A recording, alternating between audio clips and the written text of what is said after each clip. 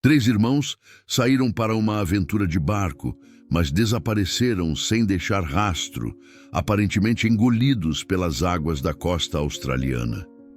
No entanto, 12 anos depois, o pai deles faz uma descoberta chocante que revela o que realmente aconteceu. Pequena comunidade costeira de Shorton, Austrália, estava sob o sol brilhante do meio-dia quando Martin Newell saiu de sua velha casa de madeira. Aos 58 anos, seu rosto mostrava as marcas profundas de alguém que havia suportado mais do que sua cota justa de dificuldades. Seu olhar, antes cheio de esperança, havia diminuído com o tempo, escurecido pelo álcool e pela tristeza. Você vai se afogar em outra garrafa, suponho. As palavras de Diane Newell cortaram o ar calmo da entrada atrás dele. Seu tom era mordaz, carregado com 12 anos de amargura acumulada. Martin não olhou para trás. Deixa para lá, Diane. Deixa para lá. Essa é a sua resposta para tudo, Martin. Abandonar toda a responsabilidade enquanto você gasta nosso dinheiro, se embebedando a toda hora. Diane se moveu para a varanda, já vestida com seu uniforme de garçonete, pronta para o turno no restaurante local. Aos 56 anos, ela se mantinha com uma postura rígida, o cabelo preso firmemente de um rosto que um dia havia sido suavizado quando ela o olhava. Não vou discutir isso agora, Martin murmurou, continuando pela trilha em direção à rua. Naturalmente, você nunca discute nada, exceto se afundar em autopiedade. Diane gritou para ele. Faz 12 anos, Martin. 12 anos. Eu também estou de luto, mas não me tornei uma alcoólatra patética. Martin se virou, o rosto vermelho. Você acha que eu não sei quanto tempo passou? Cada momento em que estou acordado, Diane, cada momento em que abro os olhos e me lembro que eles se foram. E você acha que eu não sei? A voz de Diane falhou. Mas eu continuo funcionando, continuo trabalhando, continuo existindo. Isso não é existir. Martin gesticulou entre eles. Isso é mera sobrevivência. Então sobreviva, haja como um adulto e consiga um emprego, Diane respondeu. Pare de esgotar o dinheiro que ganho, limpando a bagunça dos turistas e servindo alcoólatras como você. Martin a dispensou com um gesto e se afastou. Enquanto caminhava pela trilha, ouviu a porta da frente bater atrás dele com força suficiente para fazer as janelas tremerem. O som era tão comum que ele mal o notou. Ele sentia os olhares dos vizinhos enquanto caminhava. A senhora Henderson estava regando seus canteiros de flores, evitando deliberadamente o olhar dele. A família Wilson baixou a voz da conversa quando ele passou. O que vocês estão olhando? Martin gritou abruptamente, seu tom mais alto do que ele pretendia. Aproveitando o espetáculo, hein? A senhora Henderson rapidamente se retirou para dentro, enquanto o Sr. Wilson murmurou algo para a esposa antes de também guiá-la para dentro. Martin sabia que todos sentiam pena dele. O pai, cujos 3 filhos desapareceram durante uma excursão de barco 12 anos antes. Em uma comunidade tão pequena, todos sabiam da vida de todos, e a calamidade de sua família dominou as conversas de Shorton durante o primeiro ano. Agora, era apenas uma triste nota de rodapé, uma história de advertência que os pais compartilhavam com seus filhos sobre os perigos da costa de Pinewood. Enquanto percorria a rota familiar para seu local habitual, o Bannon Route, os pensamentos de Martin se desviaram para as palavras do detetive Philip Drake quando a investigação havia parado oficialmente após apenas 6 meses. Lamento informá-lo, Sr. Newell, mas exploramos todas as pistas possíveis, Drake disse, sem olhar diretamente nos olhos dele. Essas águas podem ser traiçoeiras, tempestades inesperadas, correntes fortes. É muito provável que a embarcação tenha virado e, bem, que a natureza tenha seguido seu curso. Martin havia socado a parede da delegacia naquele dia, fazendo um buraco. Isso lhe rendeu uma noite na detenção e não trouxe seus filhos de volta. Agora, ao se aproximar de The Banyan Route, ele encontrou a entrada fechada e as luzes apagadas. Um pequeno aviso na janela dizia: segunda-feira aberto a partir das 16 horas.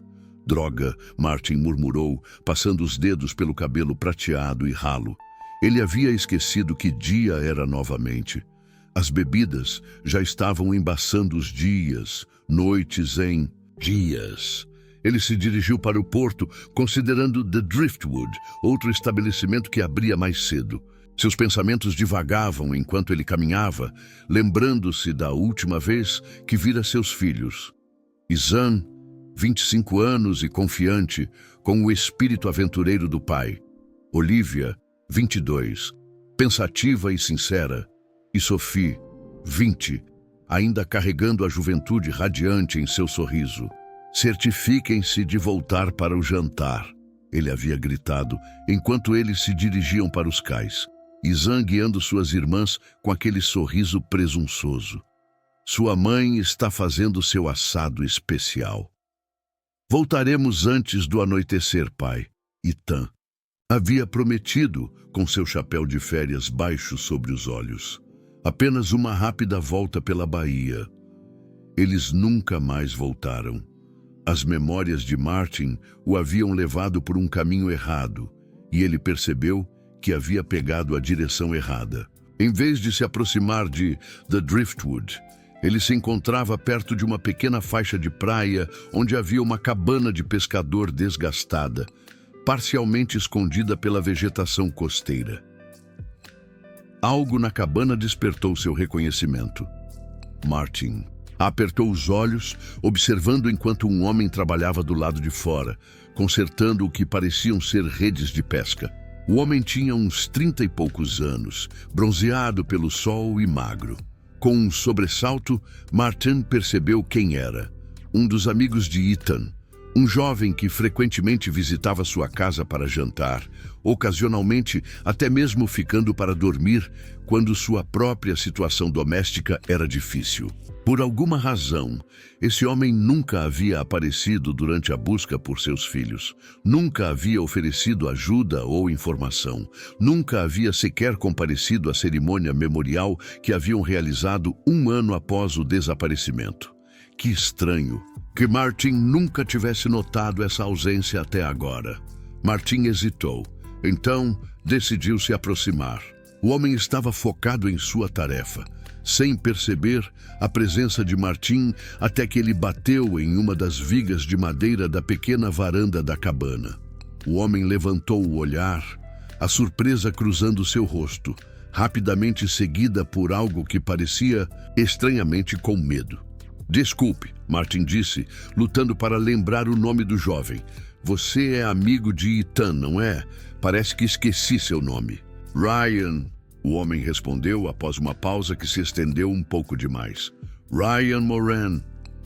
Ryan, claro, Martin repetiu, o nome destravando mais memórias. Perdoe-me, meus modos não são mais os mesmos. Ele estendeu a mão. Já faz um bom tempo.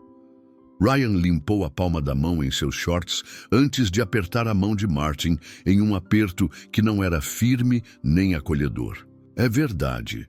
Martin notou como os olhos de Ryan olhavam além dele, como se procurassem outra pessoa. Eu estava a caminho do bar, mas acho que me perdi. Acabei aqui em vez disso. Ryan apontou vagamente para onde Martin havia vindo. The Driftwood fica naquela direção, a uns 5 minutos a pé. Certo, obrigado. Martin deveria ter ido embora então, mas algo o manteve ali. Sabe, eu estava lembrando do Ethan. Vocês dois eram próximos, certo? Você costumava vir jantar uma vez por semana. A postura de Ryan endureceu. Sim, éramos bons amigos. Curioso, disse Martin. Não me lembro de ter te visto depois do que aconteceu. Ryan parecia desconfortável, mudando seu peso de um pé para o outro. Foi difícil para todos. Um silêncio estranho se instalou entre eles. Então, para a surpresa de Ryan, Martin apontou para a porta da cabana. Se importa se eu entrar rapidamente? Faz muito tempo que não nos atualizamos e eu bem que poderia usar uma conversa agradável. Ryan hesitou. Então assentiu. Sim, sim, claro. Enquanto Ryan o guiava para dentro, Martin não conseguia se livrar da sensação de que algo estava errado. Ryan estava muito nervoso, muito rígido para que aquilo fosse um simples reencontro entre um pai e o amigo de seu filho desaparecido. O interior da cabana de Ryan era mobiliado de forma esparsa, mas arrumado. Um sofá desgastado encostava em uma parede. Uma pequena mesa de madeira com 2 cadeiras desiguais ocupava o centro da sala e uma pequena cozinha ocupava um canto. O espaço cheirava a sal, peixe e café. Sente-se, disse Ryan, apontando para uma das cadeiras. Martin sentou-se, a estrutura de madeira rangendo sob seu peso. Ele observou enquanto Ryan fazia os movimentos de preparar café. Seus movimentos precisos, mas tensos, como um homem agindo sob observação. Então, Martin começou, tentando amenizar a atmosfera tensa. Você está aqui há muito tempo? Uns 10 anos, Ryan respondeu, mantendo as costas para Martin, enquanto colocava colheres de café moído em uma cafeteira amassada. Consegui este lugar barato depois de trabalhar em barcos de pesca por um tempo. É um bom estilo de vida morar, perto do oceano, básico, tranquilo. As respostas de Ryan eram curtas, sem convite para mais conversa. Martin tentou novamente. Deve ter sido difícil para você também perder o Ethan. Assim, vocês dois eram inseparáveis. Os ombros de Ryan se curvaram ligeiramente. Como eu disse, foi difícil para todos. Estranho, no entanto, Martin insistiu. Todos os outros que conheciam Ethan apareceram durante a busca. Seus colegas de escola, seus colegas de trabalho, até aquela garota com quem ele saiu por 2 semanas quando tinha 16 anos. Todos, menos você. A cafeteira começou a borbulhar ruidosamente, dando a Ryan uma desculpa para ficar em silêncio, enquanto ele se concentrava em servir o café em 2 xícaras lascadas. Ele colocou uma na frente de Martin antes de se sentar na frente dele, segurando sua própria xícara com as 2 mãos, como se buscasse calor, apesar da temperatura amena. Eu não estava em um estado mental saudável, então. Ryan finalmente disse. Não sabia o que dizer, como ajudar de forma valiosa. Martin assentiu lentamente, tomando um gole do café amargo. Ao abaixar a xícara, seu olhar desviou para um pequeno armário contra a parede. Em cima, havia uma fotografia emoldurada que chamou sua atenção. Martin apertou os olhos, depois se levantou para vê-la mais de perto. Era uma foto de seus 3 filhos em um veleiro. Ethan estava sentado à esquerda, facilmente reconhecível por seu chapéu de férias característico e amplo sorriso, com um braço confortavelmente ao redor de Olivia, que estava no centro, vestindo um vestido de verão vermelho. Sophie estava sentada à direita de Olivia, seu sorriso brilhante combinando com o dos outros, os 3 capturados em plena risada pela câmera. O coração de Martin apertou. Ele conhecia aquele barco. Era o mesmo em que eles haviam desaparecido. Onde você conseguiu isso? Martin perguntou, sua voz subitamente rouca. Ryan permaneceu sentado, seus nós dos dedos brancos ao redor da xícara. Ethan me deu. Não. Martin pegou a moldura, estudando-a de perto. Isso foi tirado no dia em que desapareceram. Veja o que eles estão vestindo.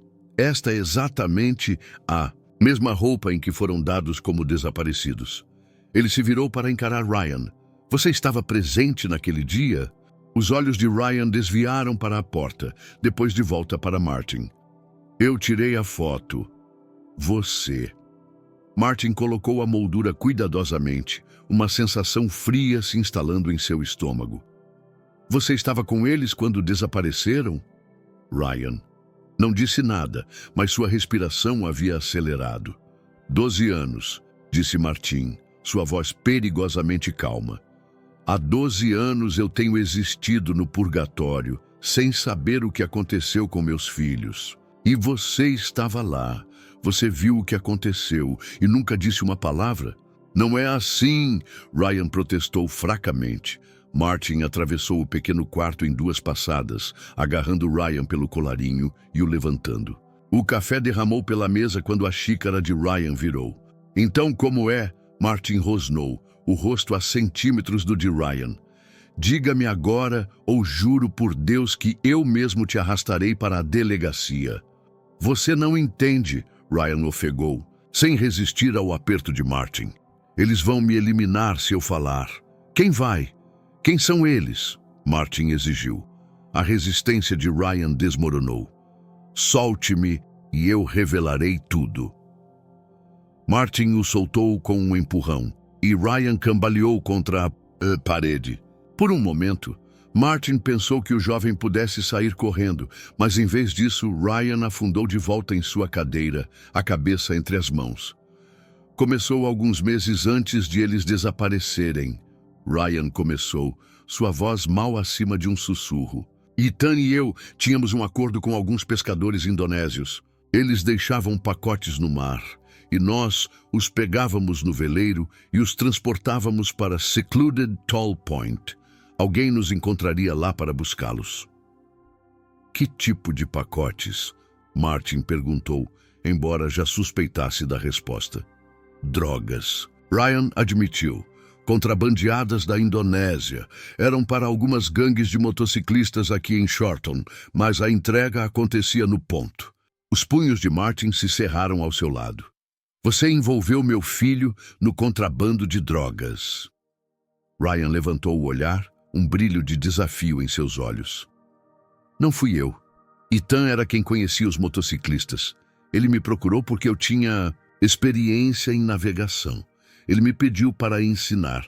Disse que havia muito dinheiro nisso. Martin balançou a cabeça, relutante em acreditar que seu filho, seu bom e aventureiro rapaz, pudesse ter se envolvido em algo tão perigoso e ilegal. Você está mentindo. Não estou, Ryan insistiu. Ethan era inteligente, mas ficou ganancioso. Estávamos fazendo as viagens por meses sem problemas. O dinheiro era ótimo, muito bom, mas naquele último dia, ele engasgou. O que aconteceu naquele último dia? Martin exigiu. Ethan trouxe suas irmãs, Ryan disse com o arrependimento gravado em suas feições. Eu o aconselhei a não fazer isso. Disse que era muito perigoso, especialmente com o tipo de gente com quem estávamos lidando. Mas ele insistiu que ficaria tudo bem. Disse que elas nadariam e pegariam sol no ponto enquanto ele fazia a entrega. Eles não suspeitariam de nada. Martin sentiu-se mal. A ideia de Ethan colocando deliberadamente Olivia e Sophie em perigo era quase insuportável. E então, não sei precisamente o que aconteceu naquele dia. Ryan continuou. Eu saí cedo com o veleiro voltando para o continente. Ethan me pediu para buscá-los às 15 horas. Ele disse que passariam algumas horas no ponto. Mas você nunca voltou para buscá-los, Martin percebeu. Ryan balançou a cabeça. Antes que eu pudesse, 2 dos membros da gangue apareceram na minha casa. Eles sabiam onde eu morava. Me informaram que meus amigos não precisavam que os pegassem, e quando eu perguntei o que isso significava, eles me aconselharam a não fazer muitas perguntas, a menos que eu quisesse me juntar a eles. E você simplesmente aceitou isso? A voz de Martin subiu em incredulidade. Você não alertou as autoridades? Não tentou descobrir o que aconteceu com eles? Eu estava aterrorizado, Ryan exclamou. Eles não eram criminosos comuns, Martin. Eram indivíduos perigosos, com conexões em todo lugar. Quando ouvi as notícias sobre o desaparecimento, eu sabia que tinha a ver com as entregas e a gangue. Eu queria me apresentar, mas eles deixaram muito claro o que aconteceria se eu falasse. Martin olhou para Ryan, um homem que um dia fora bem-vindo em sua casa, que comera em sua mesa, que fora tratado quase como outro filho. Agora ele não via nada além de um covarde, um homem que valorizara sua própria segurança acima da vida de 3 jovens. Você permitiu que meus filhos desaparecessem. Martin disse, a voz tremendo de raiva. Você nos permitiu sofrer por 12 anos sem saber se eles estavam vivos ou mortos, enquanto você tem vivido aqui. O quê? Pescando e fingindo que nada aconteceu. Sinto muito, Ryan sussurrou. Eu era jovem, estúpido e estava com medo. E agora você é mais velho, mas ainda está calado. Sinto muito, não vai trazer meus filhos de volta, Martin explodiu. Seus olhos pousaram em uma garrafa de cerveja na bancada da cozinha de Ryan, e ele a pegou sem hesitação.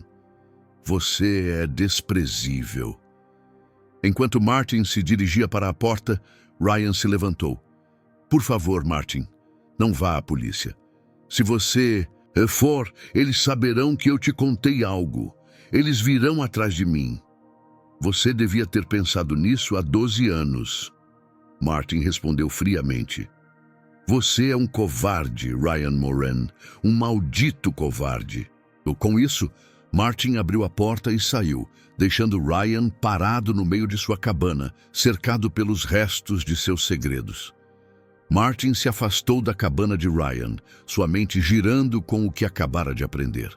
A garrafa de cerveja fortemente apertada em sua mão era um consolo familiar, e ele desrosqueou a tampa, dando um longo gole do líquido morno. Uma garrafa não o embebedaria, mas poderia diminuir a intensidade da raiva e incredulidade que o invadia. Ethan, seu filho responsável e ambicioso, estivera envolvido no contrabando de drogas. Parecia inconcebível, mas explicava tanta coisa. A súbita entrada de dinheiro que Ethan dizia vir de bicos, os telefonemas secretos, as ausências inexplicadas. E agora, depois de 12 anos acreditando que seus filhos haviam sido vítimas da ferocidade do mar, Martin descobriu que eles poderiam ter sido vítimas da malícia humana. Ele precisava avisar Diane. Quaisquer que fossem os problemas deles, ela merecia saber a verdade sobre seus filhos. Martin pegou seu telefone e discou o número dela, mas a chamada foi direto para a caixa postal. Claro, ele murmurou, lembrando que ela estava no trabalho. Diane havia conseguido um emprego como auxiliar de cozinha no The Coral Diner, um restaurante sofisticado que atendia turistas logo após o desaparecimento das crianças. Começara como um método para se manter ocupada durante os intermináveis dias de espera por notícias. Depois, tornou-se uma necessidade à medida que a bebida de Martin piorava e seu trabalho de carpintaria secava. Martin mudou de direção, indo para o restaurante em vez de para casa. O The Coral Diner ficava no lado oposto da cidade, de frente para o porto onde visitantes ricos ancoravam seus iates. Enquanto caminhava, Martin ensaiou o que diria a Day. Como ele poderia dizer a ela que o filho deles havia se envolvido em algo tão perigoso? O que poderia ter inadvertidamente levado suas irmãs ao perigo? O restaurante estava agitado com a correria do almoço quando Martin chegou. Através das grandes janelas da frente, ele podia ver garçons em camisas brancas impecáveis se movendo eficientemente entre as mesas. Ele empurrou a porta e foi imediatamente recebido por uma anfitriã com um sorriso educado. Boa tarde, senhor. Tem reserva? Preciso falar com Diane Newell, Martin disse. Ela trabalha na cozinha. É um assunto de família urgente. O sorriso da anfitriã vacilou. Receio que a equipe não esteja disponível durante o horário de serviço. Talvez o senhor possa voltar depois. No teu jeito não pode esperar, Martin interrompeu. Apenas diga a ela que Martin está aqui. Senhor, não posso incomodar a cozinha durante... É sobre nossos filhos. Martin insistiu alto o suficiente para que os clientes próximos olhassem com curiosidade. O gerente do restaurante apareceu ao lado da anfitriã, um homem alto com barba cuidadosamente aparada e olhos preocupados. Há algum problema aqui? Preciso ver minha esposa, Martin repetiu. Diane Newell é crítica. O gerente franziu a testa. Sr. Newell, estamos no meio do serviço de almoço. Seja o que for, certamente pode esperar 1 ou 2 horas. Não, não pode, Martin insistiu, sua paciência se esgotando. Faz 12 anos que estamos esperando. Não vou esperar mais 1 hora. O gerente parecia que ia discutir mais quando Day apareceu na porta que levava à cozinha, limpando as mãos no avental. Ela deve ter ouvido a comoção. Martin, sua expressão era uma mistura de aborrecimento e preocupação. O que você está fazendo aqui? Preciso falar com você, ele disse. Agora! Diane olhou para o gerente, que suspirou e assentiu relutantemente. 10 minutos, Diane. Estamos lotados lá atrás. Por aqui, ela disse a Martin, levando-o para uma pequena área de funcionários nos fundos do restaurante. Uma vez que estavam sozinhos, ela cruzou os braços defensivamente. Se você estiver bêbado de novo, Martin, eu juro... Não estou bêbado. Ele a interrompeu, levantando a garrafa de cerveja. Uma cerveja. É só isso, e não é sobre isso. Os olhos de Diane se estreitaram, notando seu estado agitado. Então, o quê? O que era tão crítico que você teve que invadir? Meu local de trabalho? Martin respirou fundo. Descobriu o que aconteceu com as crianças. Os braços de Day caíram ao lado do corpo, seu rosto empalidecendo. O quê? Como? Quando? Encontrei Ryan Moran hoje, Martin explicou. O amigo de Ethan. Lembra dele? O pescador que costumava vir jantar. Diane assentiu lentamente, seus olhos nunca deixando o rosto de Martin. Ele estava lá. Diane estava com eles no dia em que desapareceram. Martin então contou tudo o que Ryan havia revelado sobre o contrabando de drogas, o envolvimento de Ethan, a gangue de motociclistas e a covardia de Ryan. Enquanto ele falava, a expressão de Diane se transformou de choque para descrença e, finalmente, para uma dor profunda e visceral. Quando ele terminou, ela havia afundado em uma cadeira próxima, a mão pressionada contra a boca. Não, ela sussurrou. Não, Ethan. Ele não se envolveria em algo assim. Ele não colocaria suas irmãs em perigo. Foi o que eu pensei também, Martin disse. Mas faz sentido, Diane. As roupas novas, o dinheiro que ele sempre parecia ter, aquelas viagens de barco que se tornaram cada vez mais frequentes. Lágrimas brotaram nos olhos de Diane. Se isso é verdade, se Ethan estava envolvido no contrabando de drogas e algo deu errado, então eles podem não estar perdidos no mar. Eles podem estar... Ela não conseguiu completar a frase. Precisamos contatar a polícia, Martin disse firmemente. Informá-los do que Ryan me disse. Eles podem reabrir o caso. Diane se levantou abruptamente. Eu vou com você, deixe-me falar com meu gerente. Ela desapareceu de volta no restaurante, retornando minutos depois, já trocada de seu uniforme de cozinha para suas roupas normais. Ele não está satisfeito, mas entende. Emergência familiar. Juntos, eles saíram do Decoral Diner e começaram a caminhar em direção à delegacia. Enquanto se aproximavam de sua casa, que ficava no caminho, Martin pegou o telefone e tentou ligar para o detetive Drake, que havia lidado com o caso de seus filhos anos atrás. A chamada foi direto para a caixa postal. Sem resposta, Martin informou, deslizando o telefone de volta para o bolso. Ao se aproximar de sua modesta casa de madeira, Martin notou algo estranho. A porta da frente estava ligeiramente entreaberta, a fechadura lascada como se tivesse sido arrombada. Você deixou a porta aberta? Martin perguntou, sua voz tensa. Diane balançou a cabeça. E eu, definitivamente, não danifiquei a fechadura. Eles se aproximaram com cautela. A vizinhança estava tranquila no início da tarde. A maioria dos moradores fora no trabalho. Martin empurrou a porta mais aberta, entrando na familiar sala de estar. Nada parecia perturbado à primeira vista. Os móveis desgastados estavam no lugar. os óculos de leitura de Martin ainda na mesa lateral onde ele os havia deixado naquela manhã. Mas havia indicações sutis de que alguém estivera ali. Pegadas fracas no chão de madeira, grandes demais para serem de Martin ou Diane, e a porta do quarto aberta quando Diane sempre a mantinha fechada durante o dia.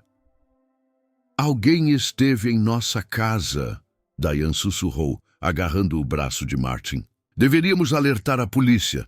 Antes que Martin pudesse responder, ela já estava se movendo em direção ao quarto, atraída por instinto maternal para verificar se algo havia sido perturbado no que um dia foram os quartos de seus filhos, preservados como santuários à sua memória. Martin, venha aqui! Diane chamou, sua voz tensa de medo. Martin apressou-se para o quarto, o coração batendo forte. Diane estava parada aos pés de sua cama, apontando para algo que não estava ali quando eles saíram naquela manhã. Um pacote retangular, embrulhado em papel pardo e um envelope branco colocado ordenadamente sobre sua colcha. Não toque, Martin alertou, aproximando-se lentamente. Não sabemos o que contém. Diane se abraçou, tremendo apesar do calor do dia. Quem entraria em nossa casa para deixar um pacote? E por que hoje, de todos os dias? A mente de Martin acelerava. Não podia ser coincidência que alguém tivesse entrado em sua casa no mesmo dia em que ele havia confrontado Ryan sobre o desaparecimento das crianças. Ryan deve ter ligado para alguém depois que eu saí, Martin murmurou. Ele os informou que eu sabia sobre o contrabando de drogas. Mas quem? Diane perguntou. Depois de 12 anos, quem se importaria o suficiente para arrombar? Martin pegou o envelope, ignorando o protesto de Diane, abriu-o e tirou uma única folha de papel. A mensagem estava escrita em caligrafia preta simples. Sabemos o que você sabe. Mantenha isso para si. Não vá à polícia ou haverá consequências. Martin entregou a nota a Diane, que a leu com os olhos arregalados. Meu Deus, ela sussurrou. Eles ainda estão lá fora. As pessoas que levaram nossos filhos ainda estão lá fora. E agora eles sabem que estamos atrás deles. Martin voltou. Sua atenção para o pacote. Era aproximadamente do tamanho de uma caixa de sapatos, embrulhado em papel pardo e selado com fita adesiva. Algo nele lhe causou um arrepio na espinha. Deveríamos contatar a polícia? Diane insistiu. Deixe que eles cuidem disso. E se for perigoso? Mas Martin já estava estendendo a mão para o pacote, sua raiva superando a cautela. Martin, por favor, Diane implorou. Não abra, não sabemos o que é. Martin hesitou, olhando para o rosto assustado de sua esposa. Então ele pensou em Ethan, Olivia e Sophie. Em 12 anos sem saber o que havia acontecido com eles, sua determinação se endureceu. Se esses são os indivíduos que sequestraram nossos filhos, eu quero saber exatamente o que estamos enfrentando, ele disse sombriamente. Ele foi até a cozinha e voltou com um pequeno canivete. Antes que Diane pudesse protestar mais, ele cortou a fita e abriu o papel pardo. Dentro havia um tijolo envolto em plástico de pó branco. O que diabos? Martin olhou para ele confuso. Diane ofegou. É isso que eu acho que é? Martin cortou cuidadosamente uma pequena fenda na embalagem de plástico e tocou a ponta do dedo no pó. Levou a língua. Depois cuspiu rapidamente. Cocaína, eu acho, ou heroína, algo dessa natureza. Diane se afastou da cama. Por que eles deixariam narcóticos em nossa casa? O que é isso? Algum tipo de brincadeira doentia? A mente de Martin trabalhava furiosamente. Não é uma mensagem, é uma armadilha. Ele embrulhou o pacote cuidadosamente novamente. Pense bem, Diane. Se abordarmos a polícia agora, somos nós que possuímos 1 quilo de drogas. Quem vai acreditar que alguém entrou apenas para plantá-lo? Claro, há evidências do arrombamento e aquela pegada. Mas sejamos honestos, ganhei uma reputação nesta cidade. A maioria das pessoas me vê como o bêbado local. Então, o que fazemos? Diane perguntou, sua voz trêmula. Essas pessoas Sejam quem forem, invadiram nossa casa. Eles sabem onde moramos, eles estão nos observando. Acho que isso é uma demonstração de domínio. Martin caminhou pelo pequeno quarto, passando a mão pelo cabelo. Não podemos manter isso aqui. Se alguém descobrisse, seríamos presos. Também não podemos descartar isso, Diane apontou. E se alguém encontrar, ou se for uma prova, e se eles estiverem observando para ver o que fazemos com isso? Martin parou de andar, sua decisão tomada. Vamos levar para a polícia esta noite. Revelaremos tudo sobre Ryan, sobre o arrombamento, sobre a nota. Levaremos as drogas como prova, mas a nota, as consequências. O que mais eles podem tirar de nós, Diane? Martin perguntou amargamente. Eles já levaram nossos filhos. Diane ficou em silêncio por um longo momento, os olhos fixos no pacote sobre a cama. Finalmente, ela assentiu. Ok, vamos para a polícia, mas vamos agora. Não, hoje à noite. Não fico nesta casa nem mais um minuto sabendo que eles podem acessá-la quando quiserem. Martin concordou. Ele encontrou uma sacola de compras reutilizável na cozinha e colocou cuidadosamente o pacote de drogas dentro. Enquanto se preparavam para sair, Diane foi até o guarda-roupa e pegou uma velha caixa de metal.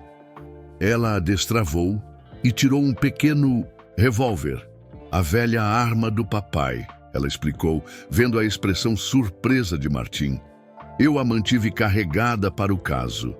Você sabe usar essa coisa? Martin perguntou, olhando para a arma com cautela. Papai me ensinou, Diane respondeu, deslizando a arma para dentro da bolsa.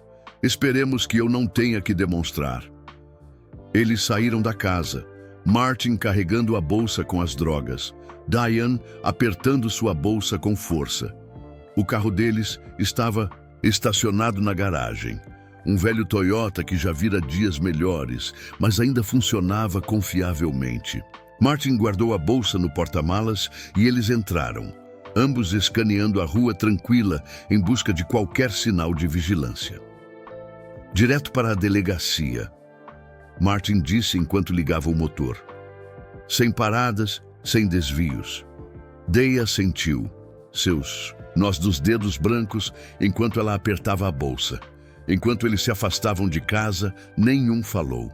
O peso do que carregavam, tanto física quanto emocionalmente, pesava sobre eles, criando um silêncio tenso que preenchia o carro. Eles haviam dirigido aproximadamente metade do caminho até a delegacia, quando luzes piscantes apareceram em seu retrovisor. Uma viatura os estava sinalizando para parar. E agora? Martin murmurou, encostando o carro na calçada. É apenas uma verificação de rotina, Diane disse, embora sua voz traísse seu nervosismo. Mantenha a calma. 2 policiais se aproximaram, um de cada lado do carro. O mais alto, do lado de Martin, bateu na janela. Documentos e registro, por favor. Ele solicitou depois que Martin abaixou a janela. Martin procurou no porta-luvas os papéis enquanto explicava. Oficial, na verdade estamos a caminho da delegacia. Temos algo importante para relatar. O oficial, cuja divisa dizia Rives, levantou uma sobrancelha. É mesmo? E o que seria? Antes que Martin pudesse decidir o quanto revelar, o segundo oficial, cuja divisa o identificava como Torres, falou do lado de Diane. Senhor, se importaria se examinarmos seu veículo? Tivemos relatos de atividade suspeita nesta área. Martin trocou um olhar preocupado com Diane. Não tenho certeza se isso é necessário. Se não tiver nada a esconder, não deve ser um problema. O oficial Rives interrompeu, seu tom endurecendo ligeiramente. Relutantemente, Martin concordou. Eles saíram do carro e o oficial Rives pediu as chaves para abrir o porta-malas. O coração de Martin afundou quando o oficial descobriu a sacola de compras e tirou o pacote de drogas. Ora, o que temos? Aqui, Reeves assobiou, mostrando o pacote para Torres. Isso não é nosso, Martin explicou rapidamente. Alguém arrombou nossa casa e deixou isso lá com uma nota ameaçadora. Estávamos levando para a delegacia como prova. Houve um desenvolvimento no caso de desaparecimento de nossos filhos. Eles desapareceram há 12 anos. Precisamos falar com o detetive Philip Drake. Os oficiais trocaram um olhar significativo que Martin não conseguiu interpretar. Detetive Drake, você diz, o oficial Torres repetiu. Isso é interessante. Olhem, podemos explicar tudo na delegacia. Diane interveio. Temos razões para acreditar que nossos filhos foram sequestrados por contrabandistas de drogas. O oficial Reeves cuidadosamente reembalou o pacote e o colocou de volta no porta-malas. Acho que seria melhor se vocês nos seguissem, disse ele, seu tom subitamente mais conciliador. O detetive Drake não está na delegacia agora, mas podemos levá-los diretamente a ele. Ele está nos esperando? Martin perguntou surpreso. Ligaremos com antecedência, Torres assegurou. Apenas sigam nossa viatura e resolveremos tudo isso. Martin e Diane voltaram para o carro, ambos inquietos com a mudança no comportamento dos policiais. Algo não parece certo, Diane sussurrou enquanto eles saíam atrás da viatura. Como eles saberiam contatar especificamente Drake? E por que não nos escoltar diretamente para a delegacia? Não sei. Martin admitiu, mantendo os olhos no carro da polícia à frente. Mas talvez Drake ainda mantenha alguma conexão com o caso. Talvez eles possuam informações que nós não temos. Enquanto dirigiam, Diane discretamente tirou uma foto da placa da viatura com o telefone. Só por precaução, ela explicou quando Martin lhe lançou um olhar interrogativo. O carro da polícia os guiou para longe da rota para a delegacia, virando em uma área residencial que Martin não conhecia. Eles continuaram por ruas cada vez mais tranquilas até chegarem a um bairro nos arredores da cidade. A viatura finalmente parou em frente a uma casa de um andar, afastada da estrada, cercada por arbustos sem poda. Não havia outras casas por perto, apenas lotes vazios e tomados pelo mato. Aquela definitivamente não é a residência de Drake, Martin disse, sua suspeita crescendo.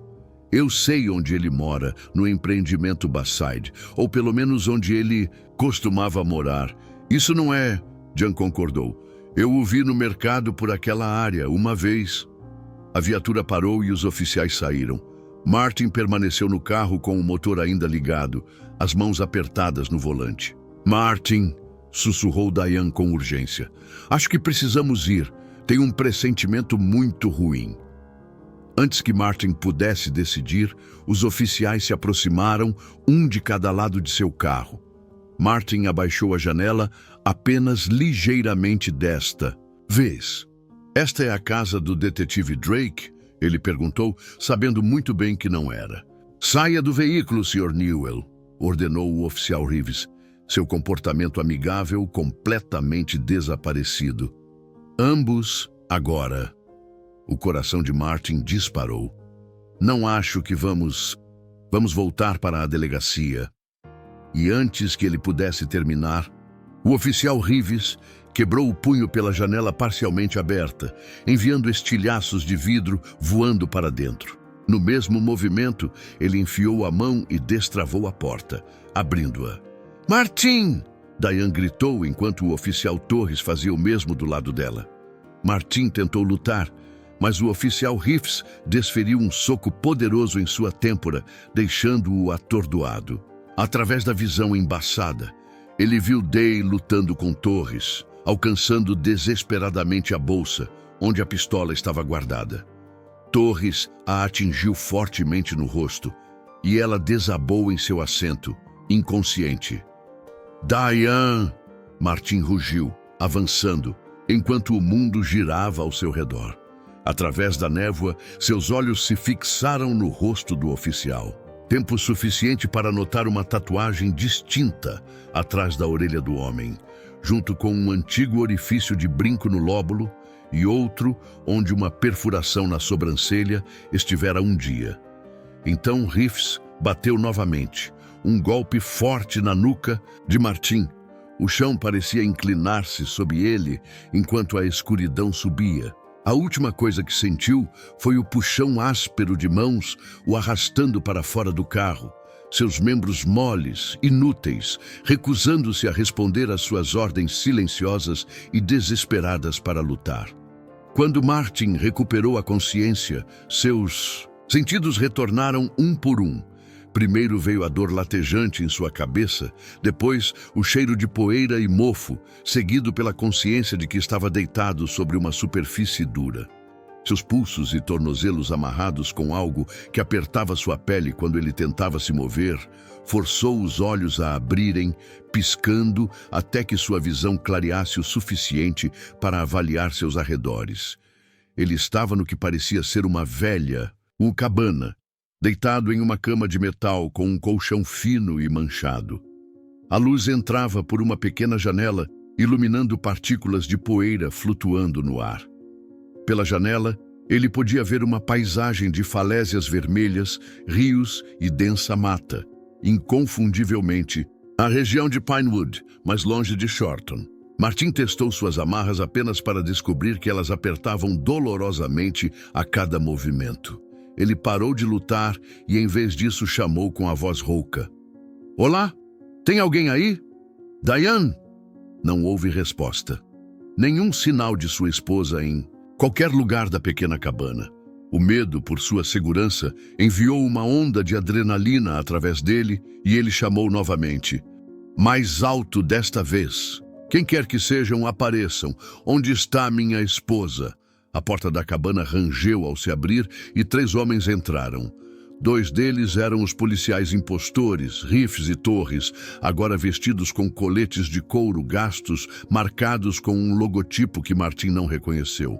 Reeves havia colocado seus brincos novamente, um em seu lóbulo e outro através de sua sobrancelha, dando-lhe uma aparência mais ameaçadora. Entre eles estava um homem imponente com braços e pescoço tingidos com elaboradas tatuagens, sua cabeça careca captando a luz fraca enquanto ele inspecionava a sala com fria intensidade. "Finalmente consciente, hein?"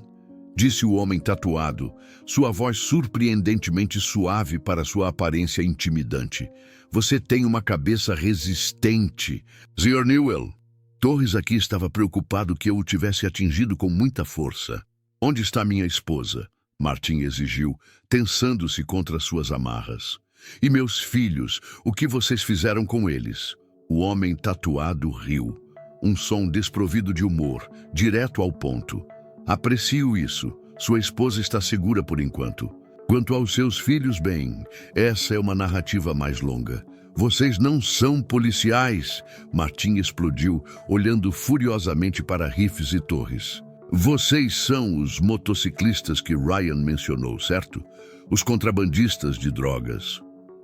"Etiquetas tão pouco atraentes", disse o homem tatuado, balançando a cabeça. "Preferimos pensar em nós mesmos como empresários operando fora das regulamentações convencionais." "Qual é o seu nome?" Martin perguntou, tentando reunir o máximo de informações possível. "Se você planeja me matar, pelo menos gostaria de saber quem é o responsável." O homem fez uma pausa, depois deu de ombros casualmente. "É justo. Meu nome é Razor", ele disse, acenando para seus companheiros. "Você já conhece Reeves e Torres. Eles fizeram o que tinham que fazer para transportá-lo até aqui discretamente. Um pouco de disfarce nunca machucou ninguém. Todo mundo gosta de um pouco de encenação, não é?" "Por que estou aqui?" Martin perguntou, embora suspeitasse que já sabia a resposta. Razor arrastou uma cadeira velha e se sentou em frente. Martin, você está aqui porque não conseguiu deixar as coisas em paz. Deixamos uma mensagem muito clara em sua residência, mas você foi direto para a delegacia. Isso demonstra uma notável falta de autopreservação, Sr. Newell." "Ryan Moran te disse que eu estava fazendo perguntas?" Martin adivinhou. Razor assentiu. Ele nos ligou no minuto em que você saiu do lugar dele, aterrorizado.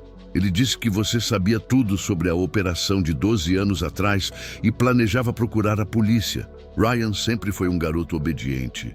Ele sabe quando falar e quando ficar em silêncio. O que aconteceu com meus filhos? Martin perguntou, sua voz falhando apesar de seus esforços para se manter forte. Preciso saber. Razor se levantou, andando pelo pequeno espaço. Isso não é realmente significativo agora, é? O que importa é o que acontece agora. Ele se virou para Jake e Torres. Tragam os suprimentos do caminhão. É hora de eliminar essa ponta solta. Enquanto os dois homens saíam, Razor se inclinou mais perto de Martin. Sabe, você poderia ter tido uma existência confortável. Ficar com as drogas que te deixamos, vendê-las, ganhar dinheiro suficiente para evitar que sua esposa tivesse que trabalhar naquele restaurante. Mas você tinha que ser nobre, não é? Onde está minha esposa? Martin repetiu. O medo por Diane superando todo o resto. Razor se endireitou quando Jake e Torres voltaram, cada um carregando um recipiente de plástico vermelho de 1 galão. O forte cheiro de gasolina encheu a cabana enquanto eles começavam a despejar o líquido ao redor do perímetro, encharcando as paredes e o chão de madeira. O que vocês estão fazendo? Martin perguntou, o pânico crescendo em seu peito. Parem! Razor tirou um controle remoto do bolso e apertou um botão. Uma pequena televisão no canto da sala, que Martin não havia notado antes, acendeu, mostrando imagens granuladas de CFTV de um quarto. Dentro, havia 3 mulheres, 2 jovens, adultas e uma mulher mais velha. Martin levou um momento para reconhecê-las. Diane e o que deviam ser suas filhas, embora agora fossem mulheres adultas. Olivia, Sophie. Martin ofegou, lágrimas brotando em seus olhos ao ver suas filhas, vivas depois de todos esses anos. Considere isso meu presente de despedida, disse. Razor, apontando para a tela. Um último olhar para elas antes que você vá. Cuidaremos delas depois que terminarmos com você. Aqui fora, ninguém vem. Ninguém para ouvir você gritar e não há polícia por centenas de quilômetros com nada além de oceano entre eles. Jake e Torres terminaram de encharcar a cabana com gasolina, até mesmo encharcando o colchão sob Martin. Eles saíram enquanto Razor permanecia, tirando um isqueiro do bolso. Algumas últimas palavras, Sr. Newell? Razor perguntou, abrindo e fechando o isqueiro. Martin olhou para a tela, para sua família, a determinação endurecendo-se dentro dele. Você não vai se safar, Razor riu. Nós já fizemos isso por 12 anos. Ele acendeu o isqueiro, produzindo uma chama, e a jogou no chão encharcado de gasolina. O fogo irrompeu imediatamente, correndo ao longo do caminho de combustível. Razor saiu, fechando a porta atrás dele, deixando Martin amarrado à cama, enquanto as chamas começavam a subir pelas paredes da cabana. O calor se intensificou rapidamente, enquanto as chamas envolviam a cabana. Os olhos de Martin lacrimejavam pela fumaça espessa, mas ele ainda conseguia ver a televisão mostrando sua família. Elas estavam vivas. Diane, Olivia e Sophie estavam vivas e sendo mantidas em algum lugar. O conhecimento lhe deu uma força renovada. Ele tinha que sobreviver. Tinha que escapar para salvá-las. Ele se contorceu contra suas amarras, ignorando a dor enquanto elas apertavam sua pele. O fogo estava se espalhando mais rápido do que ele esperava, as chamas já lambendo o pé da cama. Logo, o colchão pegaria fogo e ele seria queimado vivo. Martin examinou a área ao seu redor, desesperado por qualquer coisa que pudesse ajudar. Seu olhar pousou em um prego enferrujado, saindo de um dos postes de madeira perto da cama. Se ele pudesse manobrar perto o suficiente, talvez pudesse usá-lo para desgastar as cordas. Com um grunhido de esforço, Martin moveu o corpo, aproximando-se pouco a pouco do poste. O calor estava se tornando insuportável, o suor escorrendo pelo rosto e ardendo em seus olhos. Ele alcançou o prego e começou a esfregar a corda que prendia seu pulso direito contra ele, trabalhando o mais rápido possível. A fumaça ficou mais espessa, forçando Martin a manter a cabeça baixa para conseguir ar mais limpo. Seus pulmões ardiam a cada respiração e sua visão começava a embaçar. Ainda assim, ele continuou a apertar a corda, sentindo-a gradualmente enfraquecer contra a borda áspera do prego. "Vamos!" ele ofegou, redobrando seus esforços enquanto o fogo se espalhava para o colchão sob ele. O material começou a arder, lentamente, e Martin sabia que só tinha segundos antes que explodisse em chamas. Finalmente, a corda se desgastou o suficiente para que ele pudesse liberar a mão. Imediatamente ele começou a trabalhar no nó que prendia o outro pulso, seus dedos desajeitados e escorregadios pelo suor. O nó se afrouxou e sua mão esquerda ficou livre, bem quando as chamas alcançaram a borda do colchão. Martin rapidamente desamarrou os tornozelos, depois rolou para fora da cama para o chão, onde a fumaça era ligeiramente menos densa. Ele rastejou até a porta, mas a encontrou trancada ou bloqueada por fora. A janela era sua única opção, pequena, mas possivelmente grande o suficiente para ele passar. Ele se levantou cambaleante, tossindo violentamente enquanto inalava fumaça. O fogo já havia consumido a maior parte do interior da cabana, deixando-lhe um caminho estreito até a janela. Ele pegou a cadeira em que Razor havia se sentado e arremessou contra a janela, quebrando o vidro. Usando a perna da cadeira para limpar os fragmentos restantes, Martin se preparou para escalar. Uma explosão repentina de chamas do colchão o fez tropeçar para a frente, sua jaqueta pegando fogo. Martin gritou de dor, tentando desesperadamente apagar as chamas, enquanto elas se espalhavam para suas calças. Ele se atirou para a janela, cortando as mãos e os braços com o vidro restante, enquanto forçava a parte superior do corpo pela abertura estreita. "Ajuda!" Sua voz fraca e rouca. "Alguém me ajude!" O resto de seu corpo ainda estava dentro, da cabana em chamas, o calor queimando suas pernas, mesmo enquanto ele tentava se contorcer pela janela. Sua força estava falhando, sua consciência desvanecendo pela inalação de fumaça e pela dor. Bem quando Martin estava prestes a desistir, ele sentiu mãos agarrando seus ombros, puxando-o da janela. Ele caiu no chão lá fora, suas roupas ainda fumegando. Seu salvador o encharcou com água, balde após balde, até que as chamas se extinguiram. Martin rolou de costas, engolindo o ar fresco.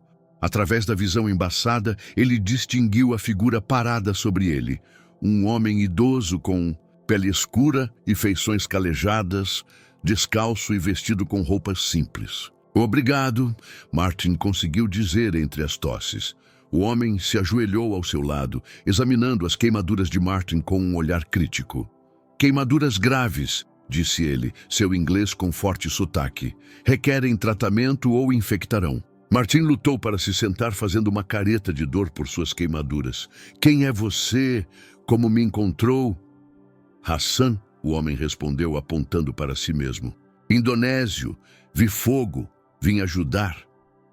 Martin olhou para a cabana, agora completamente envolvida em chamas.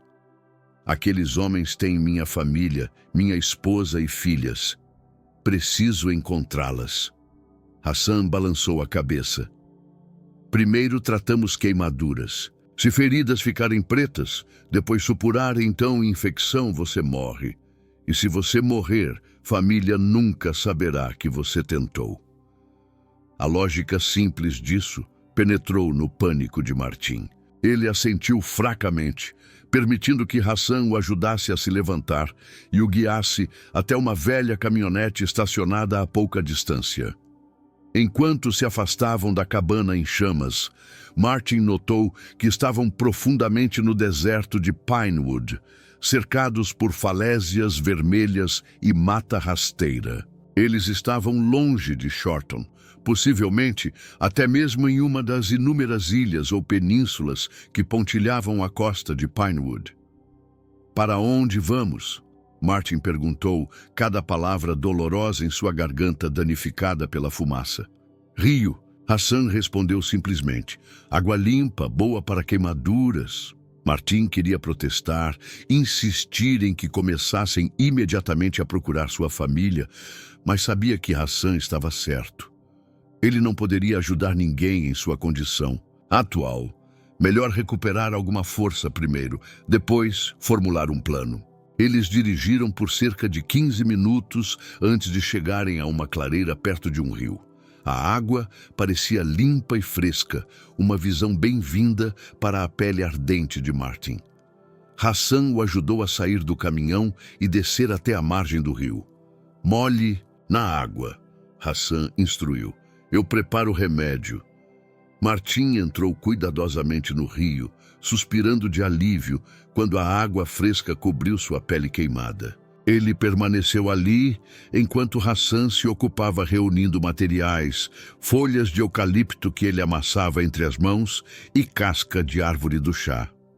Usando isca seca recolhida ao redor da clareira, Hassan acendeu uma pequena fogueira e começou a preparar algum tipo de pomada, misturando cinzas com os materiais vegetais amassados. Enquanto Martin molhava suas queimaduras, ele estudou seu improvável salvador. Por que você está me ajudando? Ele perguntou. Você mencionou que é indonésio, não é daqui. Hassan continuou seu trabalho, moendo a mistura com mãos experientes. Eu contrabandeava drogas, ele admitiu, levantando o olhar para encontrar os olhos de Martin. Isso me torna malvado. Seu filho, garoto, ele morreu. Homens o mataram, o empurraram do penhasco.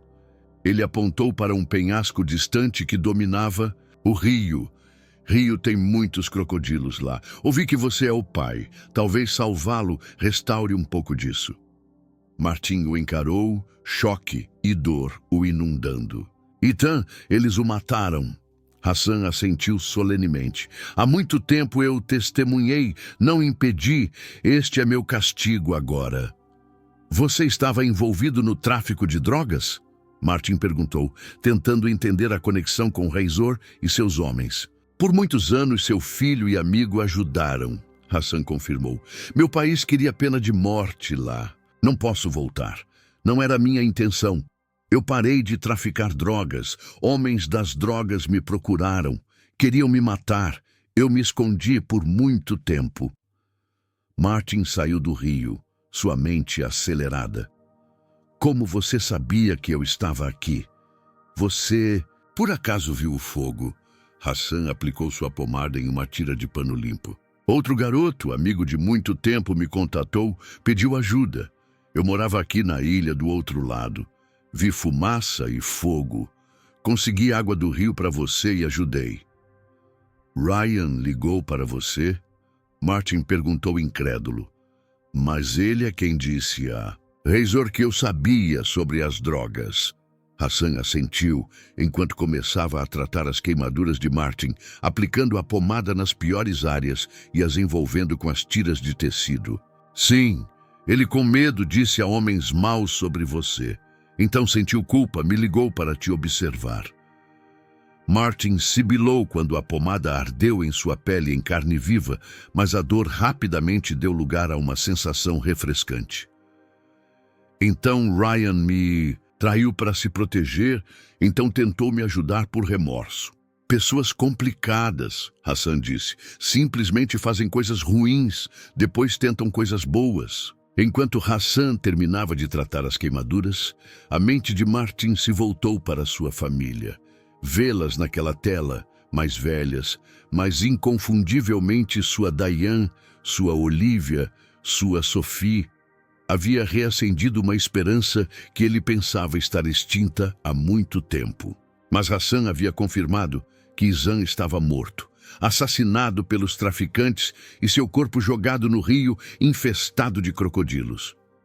A dor desse conhecimento lutava com a necessidade desesperada de salvar o resto de sua família. Hassan, Martin, disse sua voz firme apesar da dor. Preciso localizar minha esposa e filhas. Você sabe onde Razor as está mantendo? Hassan guardou cuidadosamente seus suprimentos restantes. Sim, local escondido. Velha fazenda de gado em Carson Plateau. Lá eles guardam drogas e pessoas também. Precisamos ir lá, Martin insistiu. Agora. Hassan balançou a cabeça. Não com veículo, muito perigoso. Eles possuem muitas armas de fogo, muitos homens. Caminhamos pela mata escondidos. Depois, você contata a polícia. Ele levantou um telefone satelital que Martin não havia notado antes. Eu roubei isso há muito tempo. Talvez seja a hora de usá-lo. Martin assentiu, entendendo a sabedoria do sigilo sobre um assalto frontal. Ele não estava em condições de lutar, e Razor claramente tinha muitos homens à sua disposição. Sua melhor chance era localizar sua família, depois chamar as autoridades. Vamos, Martin disse, levantando-se com nova determinação. Apesar da dor de suas queimaduras e da tristeza de saber o destino de Ethan, uma feroz resolução havia se apoderado dele. Ele salvaria o que restava de sua família ou morreria tentando. Hassan dirigiu o mais longe que pôde, pegando estradas acidentadas através da densa mata de Pinewood. Eventualmente, ele parou a caminhonete em uma depressão oculta, escondendo-a sob galhos pendentes.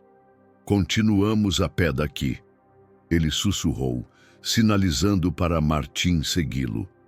Mantenha-se abaixado, mantenha-se calado. Martin assentiu. Suas queimaduras tratadas ainda doíam, mas eram suportáveis, graças ao cuidado de Hassan. Eles partiram a pé, movendo-se cuidadosamente pelo terreno arbustivo. O sol da tarde batia impiedosamente, mas Martin mal notou o calor, sua mente inteiramente focada na missão à frente. Após aproximadamente 1 hora de progresso lento, eles chegaram à beira de uma clareira. Agachados atrás de um grupo de rochas, Hassan apontou para um complexo à distância, uma coleção de edifícios desgastados pelo tempo, cercados por uma cerca de arame. De seu ponto de vista, Martin podia ver homens patrulhando o perímetro, rifles pendurados em suas costas. Antiga estação de gado, Hassan explicou em voz baixa. Eles a usam para drogas, escondem em local remoto onde a polícia não vem. Martin estudou o layout, tentando determinar qual edifício poderia abrigar sua família. Quantos homens eles têm? Talvez 15, 20, Hassan respondeu. Demais para nós. Martin sabia que ele estava certo. Eles precisariam de ajuda. Deixe-me usar seu telefone. Hassan entregou o telefone satelital e Martin discou o número de emergência da polícia da Austrália Ocidental. Quando o operador atendeu, ele se identificou e explicou rapidamente a situação. O sequestro, a operação de drogas e a localização do complexo. Para sua surpresa, o operador o informou que uma operação de busca e resgate já havia sido mobilizada. Recebemos uma pista aproximadamente 30 minutos atrás de um homem chamado Ryan Moran, ele explicou. As unidades estão a caminho de sua localização agora. Martin ficou atordoado. Ryan não só havia avisado Hassan, mas também havia contatado as autoridades ele mesmo. Talvez houvesse mais no jovem do que Martin lhe havia dado crédito. Ele compartilhou sua localização exata com o operador, que os instruiu a permanecerem escondidos até a chegada da polícia. Eles estão se aproximando com cautela, ele avisou. A operação de tráfico é considerada fortemente armada. Enquanto Martin terminava a ligação, o movimento no complexo chamou sua atenção. Um grupo de homens estava saindo de um dos edifícios, escoltando 3 figuras para um jipe que esperava. Mesmo à distância, Martin reconheceu sua esposa e filhas. Seu coração deu um salto ao vê-las vivas, mas afundou ao perceber que estavam sendo levadas. Eles estão as realocando, ele sussurrou com urgência para Hassan. Não podemos esperar pela polícia. Hassan olhou através da mata. Eles colocam algo nas jaquetas, nos sapatos, pacotes de drogas. Martin observou enquanto um dos homens manejou rudemente Diane, forçando-a a entrar no jipe. Eles estão usando-as como mulas, ele percebeu. Se forem pegas com drogas no corpo, homens maus desaparecem, sua família na prisão. Hassan terminou sombriamente. Martin não podia permitir que isso acontecesse.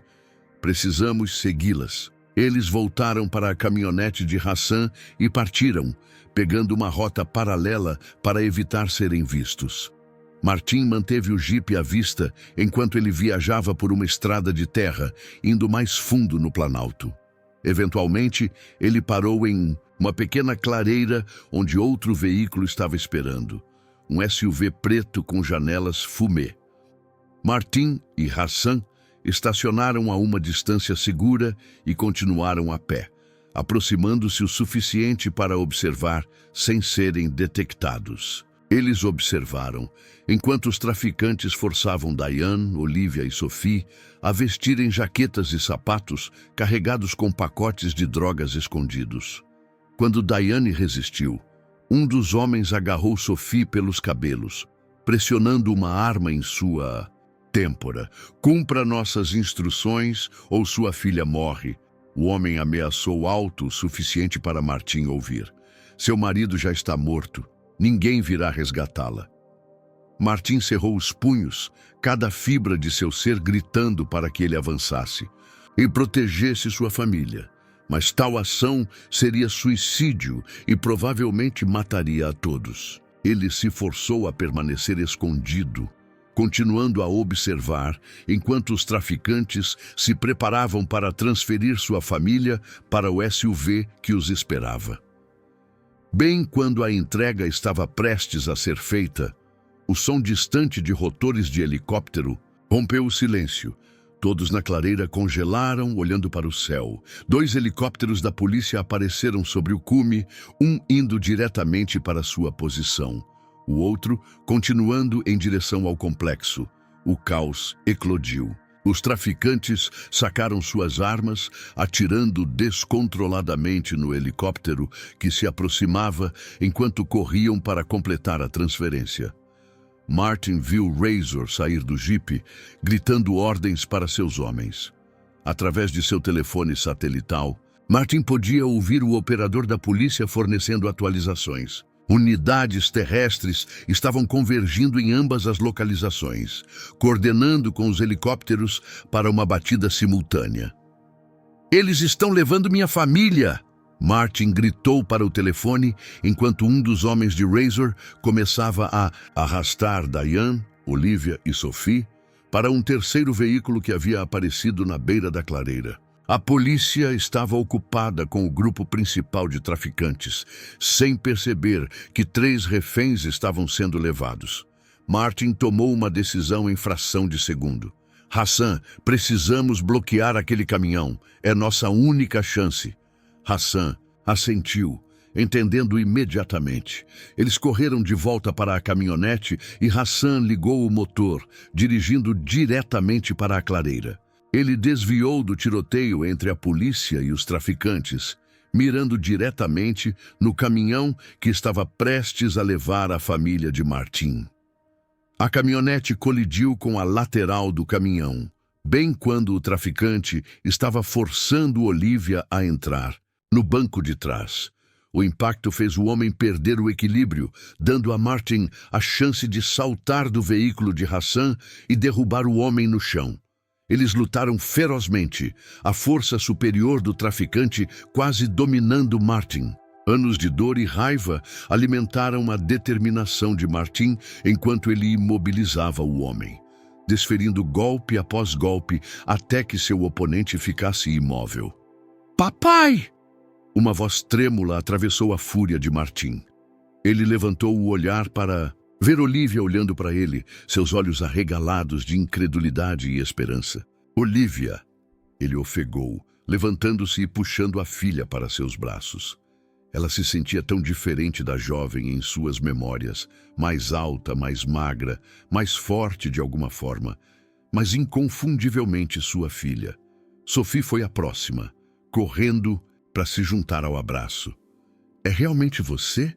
Ela soluçou, agarrando-se a ele. Estou aqui, Martin assegurou, lágrimas escorrendo pelo rosto. Estou aqui agora. Ele procurou por Diane, esperando que ela se juntasse ao reencontro. Em vez disso, ele a viu caída contra o caminhão, uma mancha escura se espalhando em sua camisa. Uma das balas perdidas disparadas contra o helicóptero a havia atingido. Diane! Martin gritou correndo para o lado de sua esposa. Ele a aninhou em seus braços, pressionando a mão contra a ferida. Em uma tentativa fútil de parar o sangramento, os olhos de Diane se abriram com esforço, focando em seu rosto. Martin, ela sussurrou, você as encontrou? Encontrei todas elas, ele corrigiu, a voz falhando. Aguente, Diane, ajuda está chegando. Mas a luz já estava desaparecendo de seus olhos. Cuide de nossas meninas, ela murmurou, a mão apertando fracamente a dele. Seu último suspiro escapou em um suave sussurro, seu corpo ficando flácido nos braços de Martin. Ele uivou de angústia, um som primário de perda que atravessou a clareira, momentaneamente abafando os tiros e os rotores do helicóptero. Olivia e Sophie correram para o lado de sua mãe, seus choros se juntando aos de Martin, enquanto a realidade de perdê-la no exato momento de seu reencontro os atingia. Hassan, que estava garantindo o traficante com quem Martin havia lutado, agora se mantinha de guarda sobre a família enlutada, seu rosto marcado pelo tempo solene. Ao redor deles, a operação policial continuava. Mais oficiais chegaram, prendendo os traficantes sobreviventes. Pessoal médico correu para tratar os feridos. Através de uma névoa de dor, Martin vagamente percebeu que alguém estava tentando afastá-lo do corpo de Diane, de vozes fazendo perguntas que ele não conseguia processar. Tudo em que ele conseguia se concentrar eram suas filhas, as meninas que ele pensara ter perdido para sempre. Agora, devolvidas a ele no exato momento em que ele havia perdido sua mãe. A cruel simetria insuportável, mas ele tinha que suportar. Por elas, por Diane, Hassan ajudou a guiar as meninas para um lugar seguro enquanto a polícia protegia a área. Martin seguiu em transe, o sangue de sua esposa ainda úmido em suas mãos, sua mente lutando para reconciliar a alegria de encontrar suas filhas com a agonia de perder Diane. Enquanto eram conduzidos para uma área segura, longe da operação em curso, Martin abraçou suas filhas. Sua família para sempre alterada, mas parcialmente restaurada. Eles haviam sobrevivido, estavam juntos novamente e de alguma forma encontrariam um caminho a seguir, carregando Diane em seus corações. A força policial invadiu a clareira, protegendo o local com precisão militar. Martin observou atordoado enquanto oficiais com equipamento tático algemavam Razor e seus associados, levando-os para veículos de transporte que esperavam. Alguns seriam levados de helicóptero, outros de barco de volta ao continente. Uma policial feminina enrolou um cobertor de choque nos ombros de Martin, guiando-o gentilmente para uma estação médica que havia sido montada nas proximidades. Suas filhas já estavam lá, sendo examinadas por paramédicos. Elas levantaram o olhar quando ele se aproximou, seus rostos ainda marcados por lágrimas. Pai, Olivia chamou, estendendo a mão para ele. Aos 34, ela havia se tornado uma mulher com os olhos sérios e o queixo determinado de sua mãe. 12 anos de cativeiro a haviam endurecido, mas ainda havia algo da jovem de 22 anos que ele se lembrava. Sophie, de 32, sentou-se ao lado da irmã, as mãos apertando um copo de papel com água que tremia com seus movimentos. Ela tinha apenas 20 anos quando desapareceu, ainda uma menina. Agora era uma mulher que havia suportado horrores que Martin só podia começar a imaginar. Um médico se aproximou para examinar as queimaduras de Martin. Alguém as tratou. A mulher notou com curiosidade profissional. Quem as fez? Martin olhou ao redor procurando Hassan, percebendo de repente que não o vira desde que haviam chegado à estação médica. Havia um homem, um indonésio. Ele salvou minha vida, tratou minhas queimaduras. Onde ele está? A médica balançou a cabeça. Não vi ninguém que corresponda a essa descrição. Deixe-me perguntar por aí. Enquanto ela se afastava, um oficial de polícia sênior se aproximou. Sr. Newell, sou o superintendente Foster. Preciso fazer algumas perguntas quando o senhor estiver pronto. Martin assentiu, cansado. Minha esposa, Diane? O corpo dela está sendo tratado com todo o devido respeito, senhor. Foster assegurou. Organizaremos o transporte de volta para Shorton quando a equipe médica der alta para todos viajarem. Martin notou oficiais conduzindo um homem algemado em direção a um dos helicópteros. Era Hassan, sua cabeça baixa, seus pulsos presos atrás das costas. Espere, Martin chamou, lutando para se levantar. Aquele homem salvou minha vida. Para onde o estão levando? O superintendente Foster colocou uma mão restritiva no braço de Martin. Esse é Hassan Wijaya, Sr. Newell. Ele está na lista dos mais procurados da Indonésia há mais de 15 anos. Um grande traficante de drogas que fugiu para a Austrália para escapar da pena de morte em seu país de origem.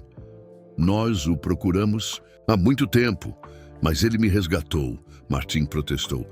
Ele me ajudou a encontrar minha família. E nós consideraremos isso, Foster prometeu. Mas ele ainda é um criminoso procurado que precisa enfrentar a justiça. Ele será deportado para a Indonésia para ser julgado lá. Martin sabia o que aquilo significava. As leis antidrogas da Indonésia estavam entre as mais duras do mundo, com o tráfico de drogas levando a uma sentença de morte obrigatória. O homem que o salvara de ser queimado vivo seria executado por seus crimes passados. Antes que Martin pudesse argumentar mais, um dos paramédicos se aproximou. Estamos prontos para transportar sua família para o hospital de Shorton, Sr. Newell. O helicóptero está esperando. Martin relutantemente permitiu ser levado para o helicóptero médico que esperava. Suas filhas o seguiram de perto. Enquanto eles subiam no ar, Martin observou a paisagem do Carson Plateau se afastar abaixo deles. Em algum lugar lá embaixo, os restos de Ethan haviam sido espalhados anos antes, alimentando os crocodilos do rio Pinwood. Eles nunca poderiam dar a ele um enterro adequado. Nunca poderiam se despedir adequadamente. O voo para Shorton passou em uma névoa de dor, sofrimento e exaustão. No hospital, Martin e suas filhas foram separados para tratamento. Suas queimaduras precisavam de mais cuidados e as meninas precisavam de exames médicos completos após seu longo cativeiro. Horas depois, eles foram reunidos em um quarto privado arranjado pela polícia. Martin sentou-se entre as camas de suas filhas, segurando uma mão de cada uma enquanto elas dormiam, sedadas por médicos preocupados com seu estado psicológico. Ele ainda não havia conseguido conversar adequadamente com elas, ouvir a história delas ou contar a sua. Isso viria mais tarde, quando estivessem mais fortes. Uma batida suave na porta o despertou de sua vigília. O superintendente Foster entrou acompanhado por outro oficial. Sr. Newell, Foster disse em voz baixa, ciente das mulheres adormecidas. Precisamos pegar sua declaração formal agora, se o senhor estiver pronto. Martin cuidadosamente se soltou do aperto de suas filhas e seguiu os oficiais para uma pequena sala de consulta no corredor.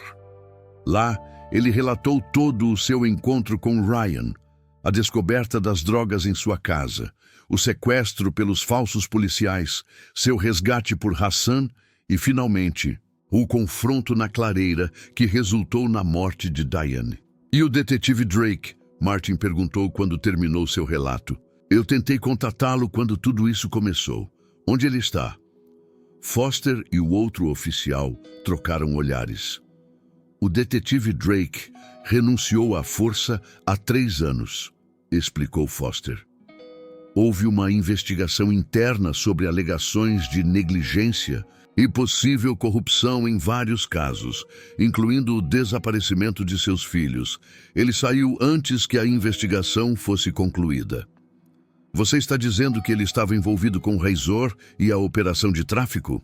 E Martin exigiu. É por isso que o caso de nossos filhos esfriou tão rapidamente? Não podemos confirmar isso ainda, Foster disse cuidadosamente. Mas dados os eventos recentes, estamos reabrindo todos os casos antigos de Drake. Se ele estava comprometido, encontraremos a prova. Martin recostou-se, processando essa nova traição. Se Drake havia sido corrupto, se ele havia deliberadamente sabotado a investigação para proteger a operação de Razor, então ele era parcialmente responsável pelos 12 anos de inferno que sua família havia suportado. E Ryan Moran? Martin perguntou. Ele é quem me armou. Ele disse a Razor que eu sabia sobre a operação. O Sr. Moran se entregou na delegacia de Shorton esta manhã, Foster informou. Ele tem cooperado totalmente, fornecendo informações valiosas sobre a rede de tráfico. Foi ele quem nos alertou sobre seu sequestro e nos deu a localização do complexo. Martin estava em conflito.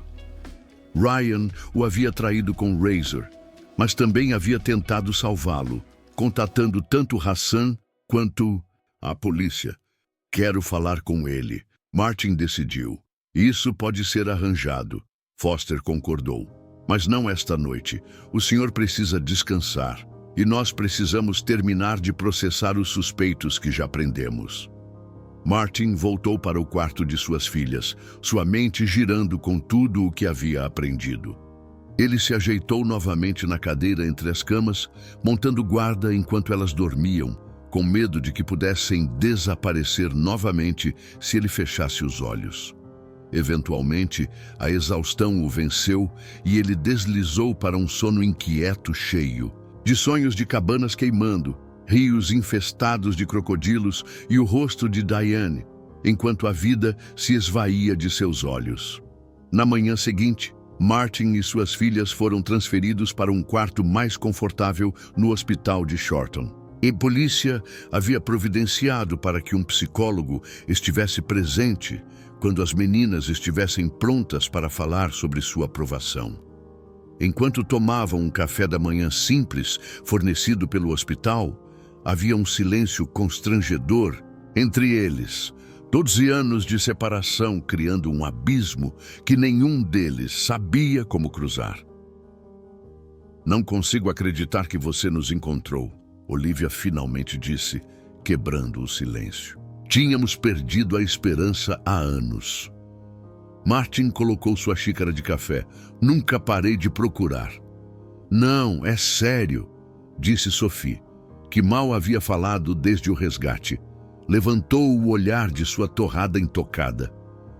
Mesmo quando todos os outros disseram que tinham ido embora, algo dentro de mim não conseguia aceitar. Mamãe nunca desistiu também, não foi? Martin, a voz falhou. Nunca. Ela continuou trabalhando, continuou funcionando, porque tinha que acreditar que vocês estavam em algum lugar.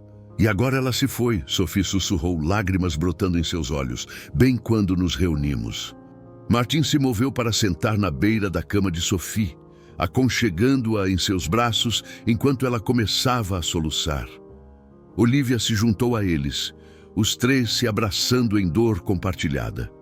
Quando eles se acalmaram, o superintendente Foster chegou com a psicóloga prometida, uma mulher de voz suave chamada Dra. Summers. Se estiverem prontos, Foster disse, gostaríamos de ouvir o relato de vocês agora.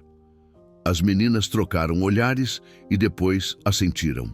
Com a Dra. Summers presente para dar apoio, elas começaram a relatar o que havia acontecido 12 anos atrás. Estávamos navegando para Secluded Tall Point naquele dia, Olivia começou. Era para ser apenas um dia agradável, nadando, pegando sol. Ethan parecia estranho depois que ancoramos. Ele desapareceu por um tempo e Sophie e eu fomos procurá-lo. Nós o encontramos do outro lado do ponto, Sophie continuou. Ele estava com esses homens, entregando-lhes um pacote. Quando eles nos notaram observando, Izan tentou nos fazer ir embora rapidamente, mas eles ficaram desconfiados. Olivia retomou a narrativa. Eles exigiram saber quem éramos. Ethan disse que éramos suas irmãs, que não sabíamos de nada, mas eles estavam paranoicos. Um deles estava claramente intoxicado com alguma coisa. Eles começaram a discutir sobre o que fazer conosco. Ethan tentou nos proteger, Sophie disse, a voz falhando. Quando um deles me agarrou, Ethan lutou. Foi quando um deles o esfaqueou. Martin fechou os olhos. A dor de ouvir sobre os últimos momentos de seu filho era quase insuportável. Eles nos arrastaram para o barco deles. Olivia continuou após um momento. Ethan ainda estava vivo, sangrando profusamente. Imploramos para que eles o ajudassem, mas eles nos levaram para um ponto remoto no rio Pinewood. Ela hesitou. O jogaram no rio. Sophie terminou, sua voz oca. Ele ainda estava vivo quando eles fizeram isso. Vimos os crocodilos. A doutora Summers ofereceu lenços enquanto as duas meninas choravam pela memória. Martin controlava as lágrimas, precisando ouvir o resto. Depois disso, eles nos drogaram. Olivia retomou, assim que recuperou a compostura. Acordamos em outro lugar, diferente do que você nos encontrou. Ao longo dos anos, eles nos realocaram com frequência, sempre áreas remotas na região de Pinewood. Eventualmente, acabamos naquele complexo da fazenda de gado. Eles nos empregavam como mulas de drogas, Sophie explicou. Tínhamos pacotes escondidos em nossas roupas ou costurados em nossa bagagem, e eles nos levavam para locais de entrega. Ninguém nunca suspeitava que duas jovens estivessem transportando drogas. Se nós nos recusávamos ou tentávamos escapar, eles machucavam uma de nós para punir a outra, Olivia acrescentou. Uma vez, eles jogaram uma garota do mesmo penhasco onde haviam se livrado de Ethan, apenas para nos mostrar que fariam isso. Outra cativa? Perguntou Foster, fazendo anotações. Olivia assentiu. Havia outras ao longo dos anos. Algumas escaparam, algumas morreram, algumas simplesmente desapareceram. Você alguma vez viu um homem indonésio chamado Hassan no complexo? Foster indagou. Sim, nos primeiros anos, Sophie confirmou. Ele parecia diferente dos outros, menos cruel. Ele parou de aparecer há uns 5 ou 6 anos. Ouvimos os outros dizerem que o estavam procurando, que ele os havia traído de alguma forma. Martin pensou em Hassan, agora enfrentando extradição e uma sentença de morte na Indonésia. O homem tentara espiar sua parte na operação, salvando a vida de Martin. E o detetive Drake? Martin perguntou. Vocês o viram alguma vez com essas pessoas? As meninas trocaram outro olhar. Não, Olivia respondeu cuidadosamente. Mas nós os ouvimos mencionar um amigo na delegacia várias vezes. Alguém que garantia que ninguém olhasse muito de perto para a operação deles. Foster fez outra anotação. Isso é consistente com nossas suspeitas sobre Drake. Nós o encontraremos. Enquanto a entrevista continuava, uma enfermeira entrou para informar Foster que Ryan Moran havia chegado ao hospital e estava pedindo para falar com Martin. Traga-o, Martin decidiu. Quero ouvir o que ele tem a dizer. Ryan entrou no quarto, parecendo pálido e abatido, as mãos inquietas nervosamente ao lado do corpo. Ele hesitou quando viu Olivia e Sophie. Reconhecimento e vergonha inundando suas feições. Provavelmente me odeia, ele disse a Martin. Não o culpo. Por que você fez isso, Ryan? Martin perguntou. Por que você ligou para Razor quando eu saí do seu lugar? Ryan olhou para seus pés. Eu estava aterrorizado. Por 12 anos, tenho olhado por cima do ombro, esperando que eles decidissem que eu era um risco. Você me armou para que eu fosse morto? Martin disse francamente. Eu sei, Ryan admitiu. E assim que o fiz, soube que estava errado. Foi por isso que liguei para Hassan. Eu sabia que ele morava em algum lugar na mata, que ele poderia ajudar se visse o que estava acontecendo. E então eu fui para a polícia. Por que agora, depois de todos esses anos? Martin pressionou. Ryan finalmente levantou o olhar, encontrando os olhos de Martin. Porque eu não aguentava mais ver você, ouvir você falar sobre seus filhos. Trouxe tudo de volta. Toda a culpa que eu tenho tentado reprimir com a pesca e o isolamento. Martin estudou o homem à sua frente. Ryan havia sido um covarde 12 anos atrás, escolhendo sua própria segurança em detrimento da verdade. Ele havia sido um covarde ontem também, armando Martin para salvar a si mesmo, mas no final ele havia encontrado uma pequena medida de coragem. Nunca vou te perdoar por ter ficado em silêncio todos esses anos, Martin disse honestamente. Mas obrigado por finalmente fazer a coisa certa. Ryan assentiu, aceitando este julgamento. Enquanto ele era conduzido por um policial, Martin se voltou para suas filhas, pronto para ouvir o resto da história delas e iniciar o longo processo de cura. Os dias que se seguiram trouxeram um turbilhão de atividades. A batida policial no complexo de tráfico rendeu enormes quantidades de provas, não apenas sobre a operação de drogas, mas também sobre uma rede de corrupção que a protegia há anos. O detetive Drake foi localizado e preso em Perth, morando sob um nome diferente. Hassan Wijaya foi de fato extraditado para a Indonésia, apesar do testemunho de Martin sobre suas ações heróicas.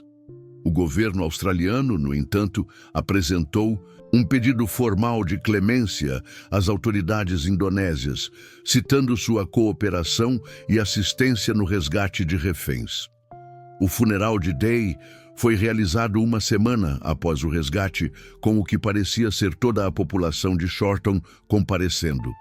Mesmo a comunidade que havia sussurrado sobre a bebida de Martin por anos, agora se unia em torno da família, oferecendo apoio e simpatia.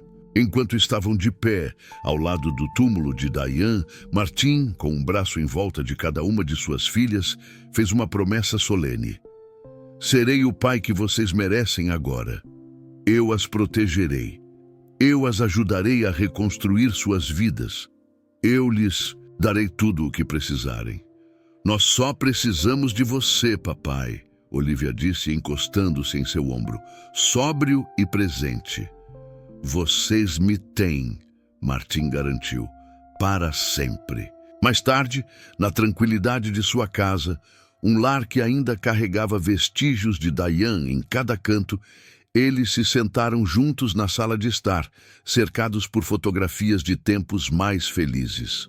Uma foto de Ethan, rindo com seu chapéu de férias, ficava em destaque na lareira. Deveríamos fazer um memorial para ele também, Sophie sugeriu. Mesmo sem um corpo, ele merece ser lembrado adequadamente. Martin assentiu. Faremos isso. E para todos os outros que não voltaram. Enquanto o crepúsculo caía sobre Shorton, os 3 sobreviventes da família Newell se abraçaram, unidos pela dor compartilhada e pelas experiências traumáticas, mas também pelos laços inquebráveis da família. Eles haviam perdido tanto, 12 anos juntos, Izan e agora Diane, mas haviam se reencontrado. O caminho à frente não seria fácil. Haveria pesadelos, sessões de terapia, comparecimentos ao tribunal enquanto o caso de tráfico prosseguia. Haveria dias em que o peso de suas perdas pareceria insuportável, mas também haveria cura gradual e imperfeita, dia após dia. Enquanto a escuridão caía, Martin olhou para suas filhas. Mulheres agora, não os rostos jovens que ele se lembrava, mas ele via nelas resquícios da força de sua mãe, da coragem de seu irmão e algo unicamente delas que as havia ajudado a sobreviver a circunstâncias inimagináveis. Estaremos bem, ele lhes disse. Pela primeira vez em 12 anos, ele acreditou que isso poderia ser verdade.